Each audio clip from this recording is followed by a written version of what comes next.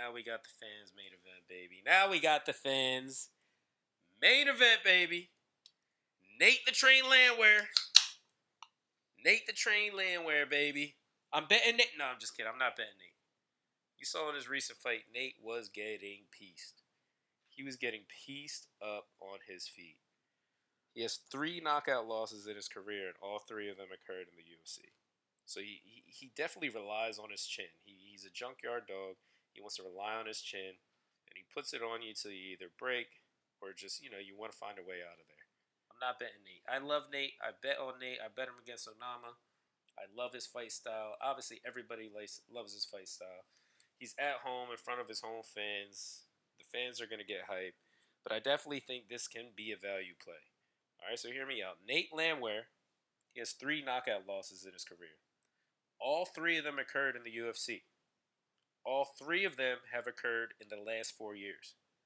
What that tells me is he's always relied on his chin and that junkyard dog mentality. But he's 37. He's coming off a knockout 6 months ago against Doohoo Choi. The guy's a beast. I'm a fan. He fights like a 2-year-old. Like I said, who just took something from him. He's trying to get it back real quick. But I think Charrier is getting. I think he's getting undervalued a little bit, and I think that comes from a variety of factors. All right, I think his value tanked after the Wood fight, but I don't think that is necessarily Charrier's fault. I think Charrier at the time was getting overhyped. I have no problem with it. I didn't see it at the time.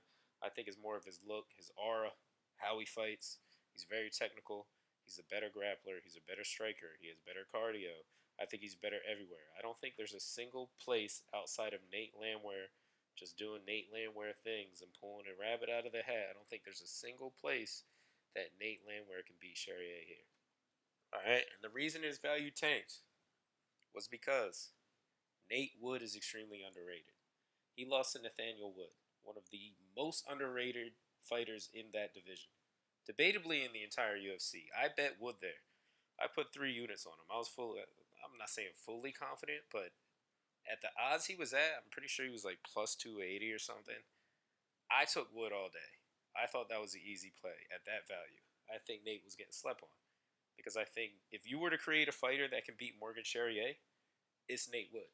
He's just as good on the feet. He has just as good cardio. He has debatably better grappling, right? And if Charrier, he has that record he has for a reason. It's because he goes to decision a lot. He relies on his skill set. He doesn't force anything. He doesn't blitz you like Nate Landwehr does. But I think Nate Landwehr is going to blitz Morgan. And if I think he does that, I do think Morgan gets him out of there.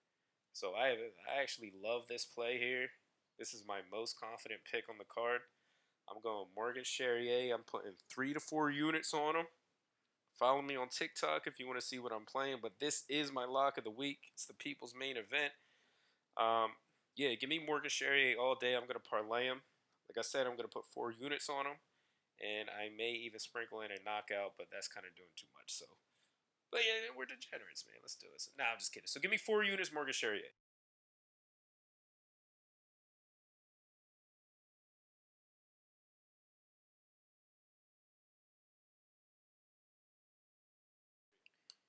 Next up, we got Cater versus Garcia. Calvin Cater versus Steve Garcia. I see a lot of people liking Garcia here. This fight, I definitely went back and forth a lot. This is probably my hardest to predict. But I do want to put a bet down just because the odds are so close. I think you'd be foolish not to. And again, we're degenerates over here. We put bets down, baby. So here's my thing. Garcia, he does have a nice win streak, but they aren't against the best opponents. He moves forward. He throws a lot of looping punches. But I do think Cater is far more technical, and I think he does well at controlling the distance by throwing jabs. He has very good time straights down the middle. And you saw Garcia, he was KO'd by a straight down the middle and was dropped right before that with almost the same punch versus Maashate. All right? Cater lost to the cream of the crop. He lost to Sterling, Yusef Zalal, Arnold Allen, Josh Emmett. I was there. I had Cater there. I do think he won. All right? I was there over in Austin. First UFC fight experience. It was awesome. But like I said, I do think Cater is the more technical fighter. He is coming off that ACL, and his weakness is fighters who play the outside game. You saw that against Zalal, and he can change things up. You saw his game plan against Giga. He walked him down knowing that Giga had those kicks, and he stayed in his face with the boxing and the elbows. And you got to keep in mind, Zalal has some of the best footwork in the division. He got cut, brought back to the UFC. That last fight, I did bet Zalal just because of that. I thought Zalal would do exactly that. I thought if it went to the grappling, Zalal would be better. And I thought that Zalal was, technical enough, had good enough footwork. That's one thing I watch when I watch film. All right, I watch full fights and I watch the footwork. The majority of the time, guys, a little tidbit of information for you. The fighter with the better footwork usually wins. All right. So, like I said, it's allowed some of the best footwork in the division. Sterling stayed on him like glue. I can definitely see Garcia trying to walk down Cater and Cater catching him with a straight down the middle or catching him with a jab. I forget who he's fighting, but I saw him put a guy down with a jab just because it was timed right. Cater isn't the hardest hitter, but you got to keep in mind, he can catch people with his straights down the middle. And if you watch Garcia film, you see him charge at guys. And you see him throw kicks. You see him throw looping punches, hooks. He'll utilize some grappling when he can. But when outside of Aljamain Sterling do you ever really see Cater get grapple fucked like that? Rarely, right? So I do think Cater at dog odds, he was a heavier dog. He's only like plus 102 now. I'm going to take Calvin Cater. I'm going Calvin Cater money line. And another play I like is the over 2.5. All right, excuse me. I'm going Calvin Cater over 2.5. I am going Calvin Cater money line. I do think Cater, we've never seen him rocked, right? So I do think Cater is good enough to stay away from danger. You see Steve Garcia's cardio is not the best, and I think the longer the fight goes, Cater gets better. You saw that even against Yusuf Salau in round 3. Cater had a hard time finding him, right, in the first 2 rounds. Round 3, he said, fuck it, I'm just going to go for it. And the fight looked completely different. He won round 3 easily. If he came in with that game plan the whole fight, I think he would have won that. And the little thing, too, is Cater's not losing fights getting dominated. Like you saw him against Aljo. Aljo does that to almost everyone. He did it to Peter Yan. Had him in that fight, too, by the way. Nah, but for real. He's not necessarily getting dominated. He's not able to find his footing. He's not able to get into the fight. He's getting outclassed, but not really outclassed, if that makes sense. He's not getting out-techniqued. It's just the fights aren't really happening. Sterling, grappled. Salau was able to stay away. Arnold Allen, ACL. Josh Emmett, he won. I'm sorry. So those fights look bad, but if you go beyond that, look up his film before that, Cater impressed me. It took those fights to actually convince me to take Cater. All right, because if you just watch his recent fights, he does look boring. It looks like he has no power, but that's mainly because fighters aren't coming to him. And I think Steve Garcia is going to come to him, and he's going to come to him. He's going to come to him to hit him. And as he hits him, go ahead and watch the tape. He comes with his hands out by his sides, looking to kill you, looking to swing hooks. When have you ever seen that work on Calvin Cater?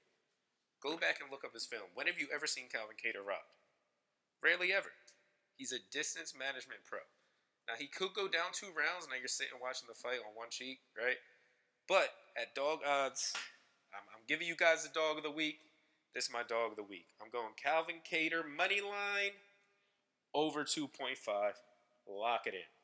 Next up, we got Gabriel Bonfim versus Stephen Wonderboy Thompson. This is another fight I do like. I have a spot here. It's the same fight parlay. This is another situation where you have the Asian veteran getting fed to the Lions. He's fighting an up-and-coming prospect. I wanted to find a spot to play Thompson. I'm a degenerate, and I do like the Stephen Wonderboy Thompson plays for a lot of reasons I'll get into. But the main reason here is initially I wasn't incredibly impressed with Gabriel Bonfim. I really hated Bonfim's cardio.